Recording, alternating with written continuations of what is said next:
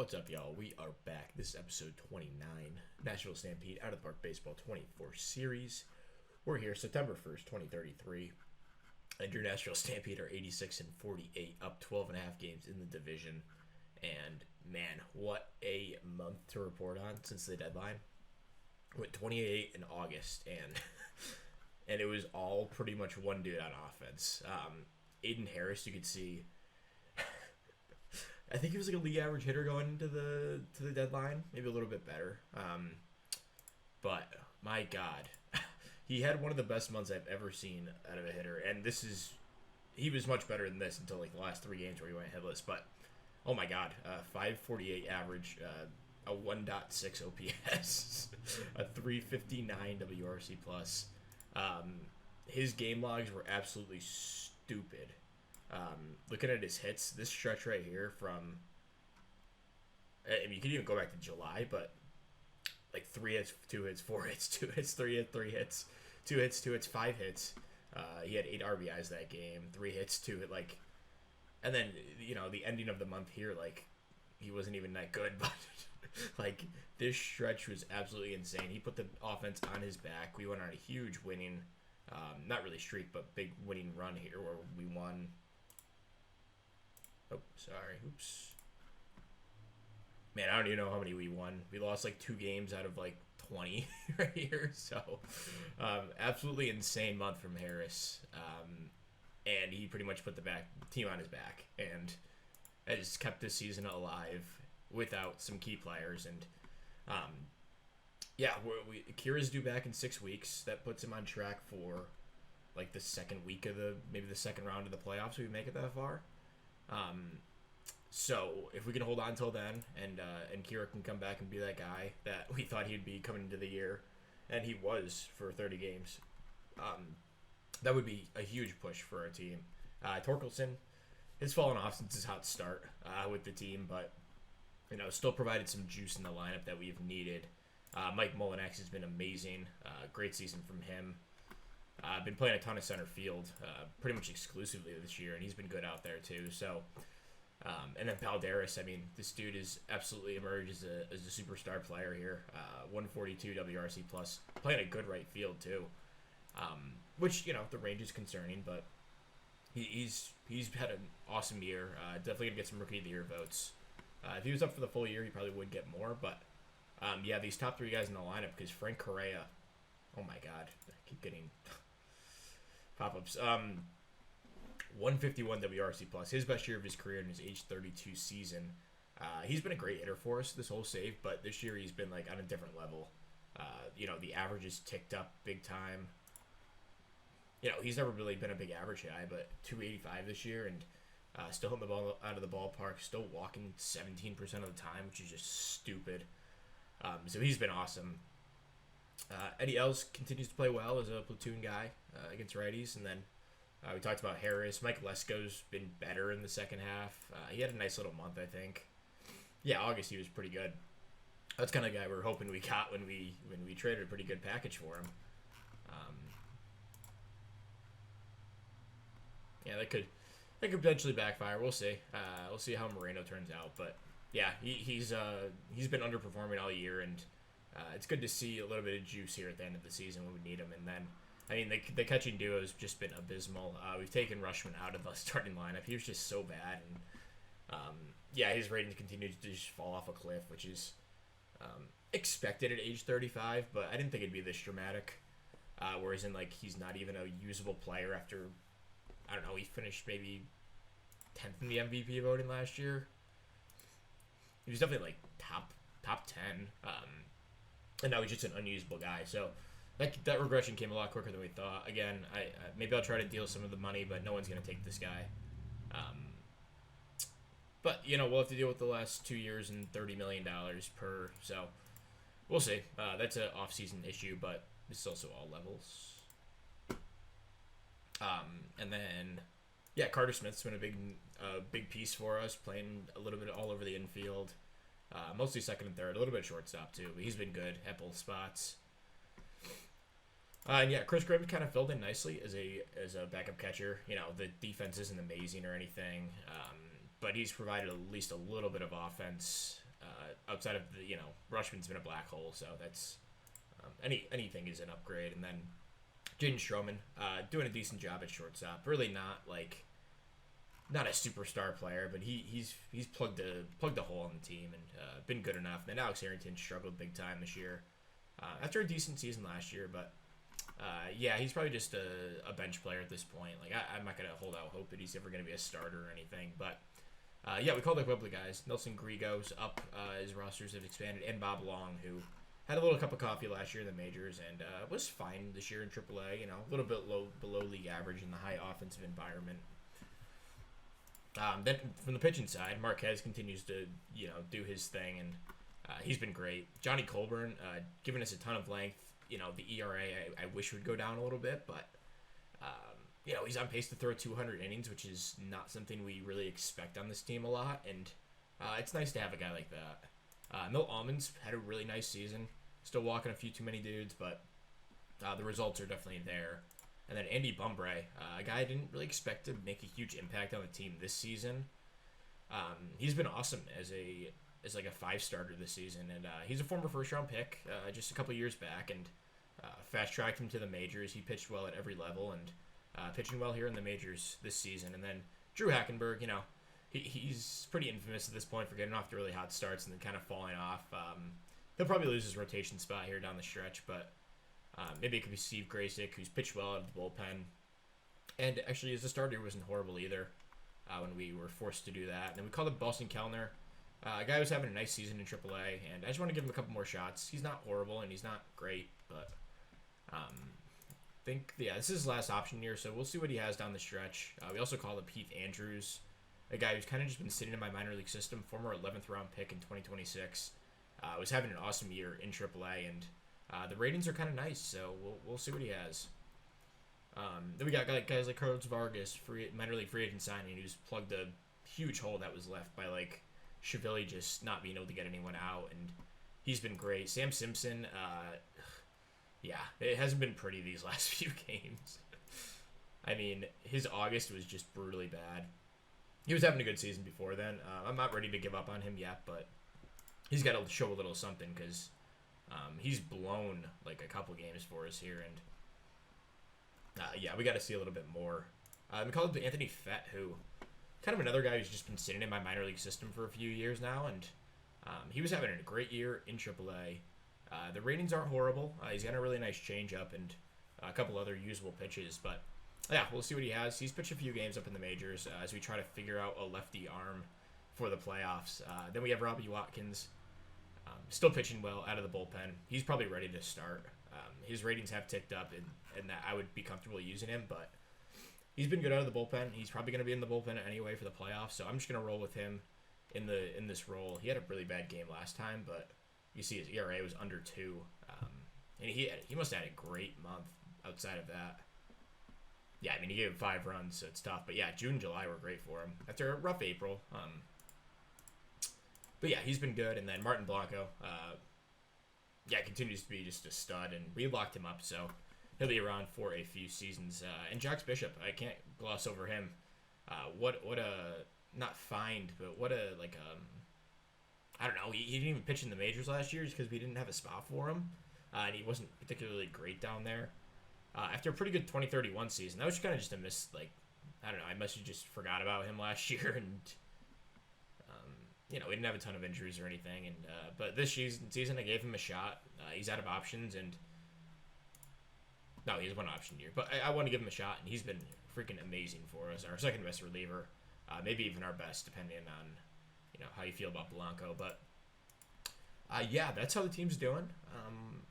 We're in good position here, so I don't want to go through every game, but yeah, I just want to update as September starts. We'll be back if things get interesting or I don't know, any updates happen.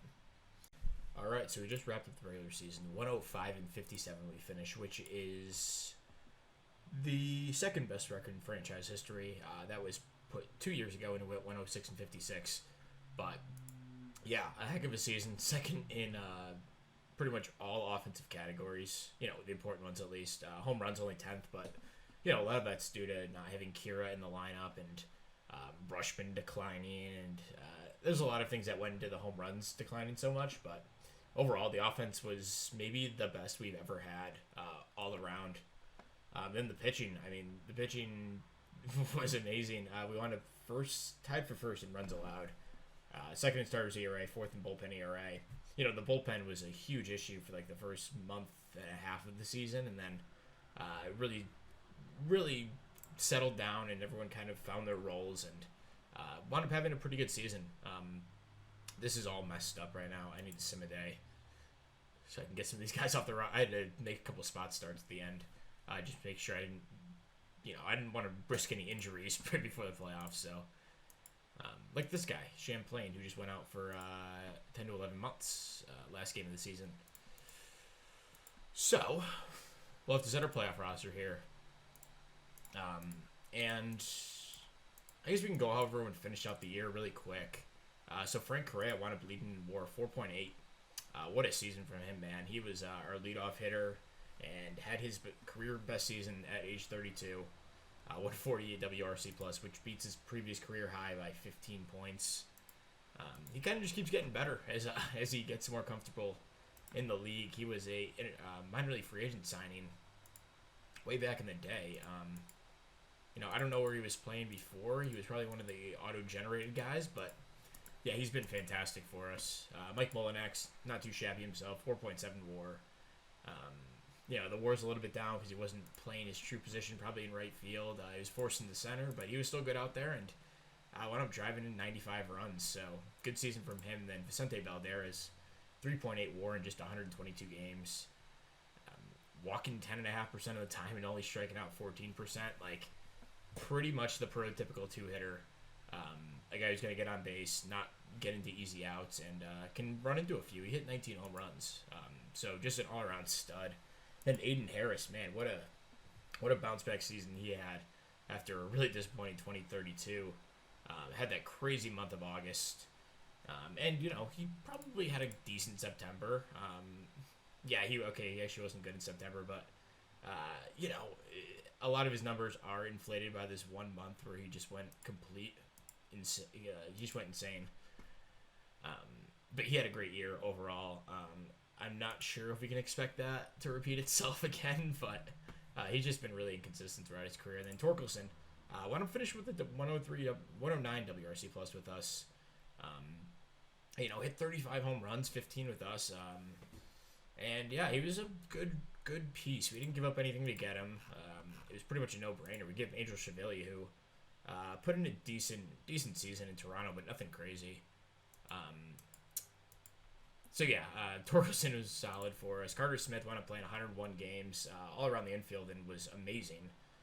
One of our best hitters, and played a good second and third base, mostly where he played. Played some DH too.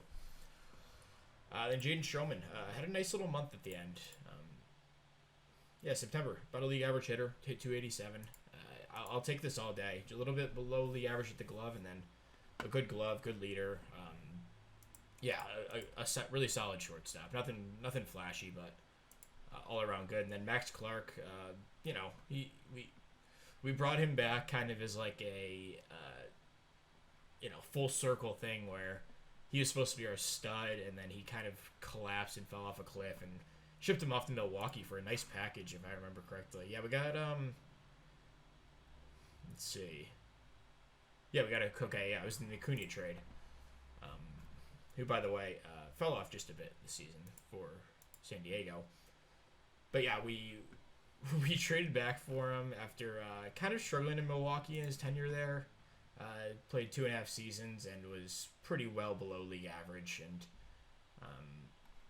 when Kira went down, it was kind of a no-brainer to bring him back and play out the rest of his first 6 years of his career before he hits free agency. So, he was a valuable piece. About 0.6 WAR in 58 games. Nothing crazy, but played his role. And then Eddie Els, I'm kind of giving up hope that he's ever going to be like an all-star caliber bat. He's just not that guy. About a league average hitter this season and last season. Probably what we can expect moving forward. He just can't hit lefties at all. And against righties, he's good, but not great. And I don't know. We'll see what his role is moving forward. That's an off-season thing, but for now he's with the team. And then Alex Arrington had a nice little month at the end. Wound up playing 104 games, which I think was his career high. Yeah, he's kind of just a part-time player. He was good. And then Chris Grimm really impressed me the last month. Finally taking over the full-time catcher duties in September. 123 WRC+. So, yeah, he's clearly the number one catcher moving forward. Adley, he's just done. I don't even want to talk about it anymore. But Mike Lesko showed a little something the last month of the season. 101 WRC+. The last 2 months were much better than, his July, which is just, you may as well just sent up a cardboard cutout of Mike Lesko and he would have done the same. And then May wasn't much better. So, yeah, that's not working out, but there's some stuff to look forward to. And Bob Long only got like 4 at-bats. I didn't really play. I just wanted to get as many wins as possible to give us good positioning, so I didn't like mess around with giving other guys playing time or anything. But let's go to the rotation really quick. Go over this. Man, this freaking glare is just right in my screen.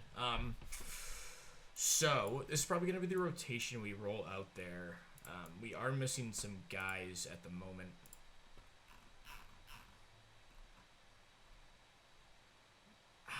See, I don't know what lefty I should put in here. I don't think it's going to be Anthony Fett. I don't really have confidence that he can get anyone out in the playoffs. I'm going to remove him for now. But yeah, I think this is going to be the rotation we go into the playoffs with. Marquez, Allman, Colburn, Graysick, who made a couple starts at the end. One good one okay one. But he's pretty much the best option we have. He's going to be on like a pretty strict pitch count, probably 70 pitches. Give us like 3-4 innings and get the hell out of there and let these 3 guys kind of do the heavy lifting. Marquez, doing what he always does. Maybe he can actually win a Cy Young this year. He's won 3, but I don't think any of them have been with us. Yeah, they were all with KC in his early prime, or I guess his prime years. He's honestly only gotten better with age. He deserves a Cy Young here at the end of his career. Throwing more innings than he ever has. He's been great. And Milt Almond. Can't really say enough about his progression into, like, learning how to pitch with his control issues. 174 innings career high. And a 3.36 ERA. 125 ERA plus. The FIP got that lowered a little bit. He's keeping the ball in the ballpark, kind of pitching to his abilities, and yeah, we had a career best 3 WAR on the season. Really quality middle of the rotation start. And then Johnny Colburn, huge upside with this dude. I mean, 197 innings, led the team, 3.74 ERA. Solidly above league average pitcher who throws 200 innings is an insanely valuable player. With the control and the stamina, like, he can easily throw 220 innings if we unleashed him for a full season. As in, like, if he pitched to his full abilities and was able to go deep into games, he could easily throw 220 innings. I don't know if we need to go over the bullpen. Blanco was awesome. Jax Bishop was awesome. Watkins was good after a couple blow-up games. Mendoza and Vargas were really solid in middle relief. Simpson turned it around a little bit. I gave him a start at the end of the year. I think we just needed a guy to fill in. His control issues have come, they really haven't really popped out to me throughout his major league career. Like, he's solidly under 4 per 9, which is what you look for in a reliever. You'd like to have as low as possible, but under 4 is what you aim for. And then 5.5 this season was just kind of his kryptonite and kind of, I don't know, soured his season, which would have otherwise been a really good one. And then Drew Hackenberg, gave him a bullpen appearance at the end. I liked him in that role last postseason. We did the same thing with him where we put him in the bullpen at the end of the season. Ended with almost identical numbers, which is funny. But, yeah, he'll be in middle relief. And we have to add a couple more arms. Maybe just one more arm. So, Boston Kellner is pretty good. He had one bad game here, but I don't think I'm going to add him. Angel Lopez, I don't know if he's a guy I really trust at this point. But he could be a candidate. Anthony Fett, I already talked about him. Not really hugely confident in him. Jay Driver made a couple appearances, but doesn't really blow me away or anything. And Jared Simpson might be the guy I call on here as our last piece in the bullpen. As a lefty who can maybe get some guys out. Hopefully not using him too much, but yeah, we'll roll into the series. I don't know who we're playing, but we'll have 12 guys, 12 pitchers, and we'll have 14 hitters probably. Let's sum up to the game, see who we're playing, and hopefully we can get out of round one and put ourselves in position to compete for the World Series. So we're playing Colorado, who, you know, it always gives us issues. For some reason, we can never really beat them, but man, their team is beat up. Holy crap. No, like, huge guys here missing so far. This guy's... So Brandon Williamson, this guy sticks out as a guy I remember seeing quite a bit. Kevin Taylor's a decent arm, I guess. Chris Miles is a good player for them. He's out.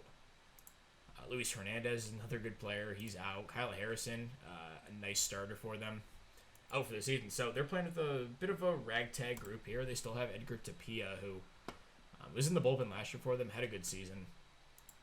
James Rate, a guy I remember seeing a bunch. This guy Pacheco, who apparently hasn't made an appearance in the majors. I don't understand why this always happens, but apparently he's starting Game 3 of the playoffs without ever starting a game in the majors. Then James Elwanger, who's okay.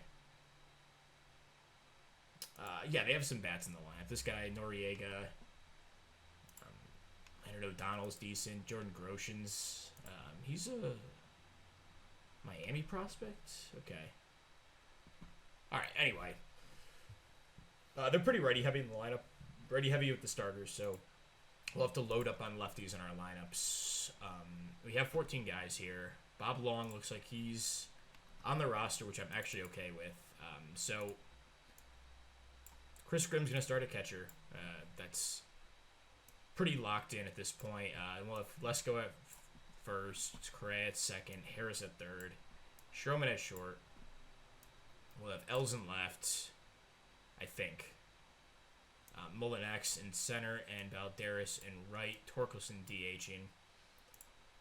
Torkelson, is he a better first baseman than Lesko? Probably not. So we'll have Torque DH, and then, you know, Max Clark's going to be like our defensive replacement for Elzen left. We'll have Bob Long, maybe as a defensive replacement in right for Balderas. I mean, he's been good, so I don't think it's really necessary. Then we'll have Smith and Harrington kind of back up the infield like that. And then we don't really need to worry about the lefty lineups. I'll probably set them anyway off camera, but this is probably what we're going to go into the series with. So it'll go Correa. We'll have Balderas, Molinex, Torkelson, probably Els, maybe Harris, and then Lesko, Stroman, Grimm. Good righty-lefty mix, and we have a ton of switch hitters too, which makes it easier. So against lefties, probably going to be similar lineups. I think we'll probably put Smith in there at second, because Lesko's just not good against lefties, and then we'll have... I think I was having Clark start against lefties, even though he is the lefty, but he has good defense, so it makes sense. And we'll do something like that, and then Harris will come up in the order, and that looks pretty good. So, yeah, the bullpen's pretty set with 12 guys. We'll have Marquez, Allman, Colburn, Graysick on the strict pitch count. And, yeah, let's hop into the series here. So, against Colorado, we'll be at home. We are the 1 seed. Won our division by 21 games. Let's go. Marquez on the mound. Game 1.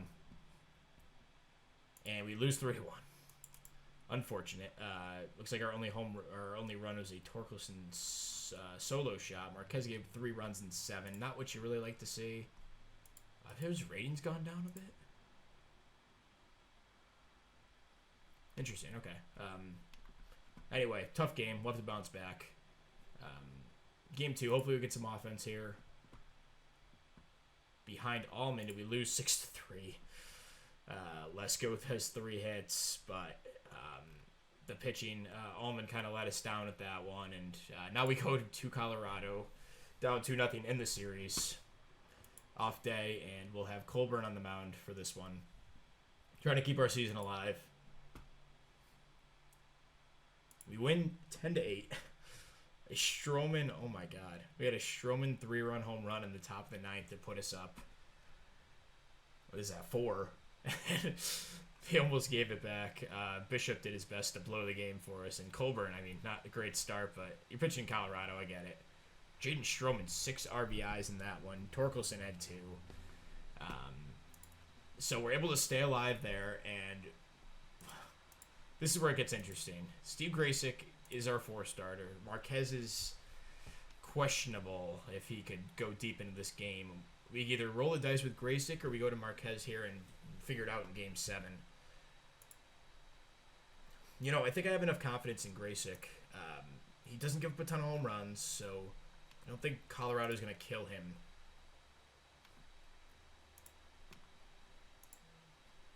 I'm going to put Marquez in the bullpen. If our manager wants to use him, he's welcome to use him for Graysick. Graysick's going to go on 60 pitches. We'll do that. And kind of hope for the best here. So, Game 4, down 2-1 in the series. Let's do it. And we lose 6-2, of course. We cannot have nice things ever. God. It's getting so frustrating at this point. And yeah, Kira was about to come back too. He would have been ready for next series. Instead, we'll be going home once again, defeated in the NLCS to the freaking Colorado Rockies. It just feels like a yearly tradition to go in and just collapse the first series of the year. I mean, I know our team was dealing with a lot of big injuries, but man, we were still a 105-win team. Like, the way they just folded, and it was just, ugh. Thanks for coming back, Kiri. You gave us 30 good games this year, I guess, for whatever that counts. And then, I don't know what the heck happened with the setbacks and whatever. I don't understand about that, but yeah, that was so disappointing. I thought that was our year. It felt like a kind of a Cinderella run, the season we had, with kind of underperformances by key players, Rushman falling off a cliff, Kira getting hurt. Like, those were our 2 MVP candidates, and it would have felt good to win that season. And I don't know. I guess this is baseball. It's not some kind of fantasy land where that stuff actually works out. But anyway, back to the baseball aspect. We have Angels Brewers in the World Series. Brewers up 2-0. And go up 3-0, looking for the sweep. And the Angels, they keep it alive, force a Game 5. And Game 6, Angels looking to do the impossible here. They come back, and they'll force a Game 7. Oh my god, they did it. They come back from being down 3-0. That's crazy. So the Angels wind up winning the World Series. I feel like they've won a few. Yeah, they won last year, too. So good for them. I mean, they won 89 games. It tells you that the regular season means absolutely nothing. Oh my god. 370. Man, if only he walked. So they lost Mike Trout this offseason. I forgot where he went.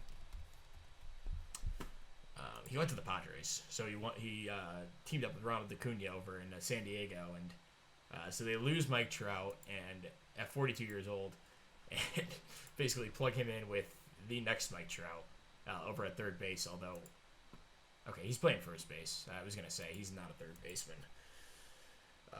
Gage Workman picks up his second career World Series ring. Yeah, neither of them with us.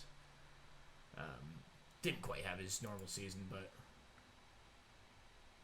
Paul Skeens, yeah. This team is pretty dirty, not gonna lie. Yeah, I mean,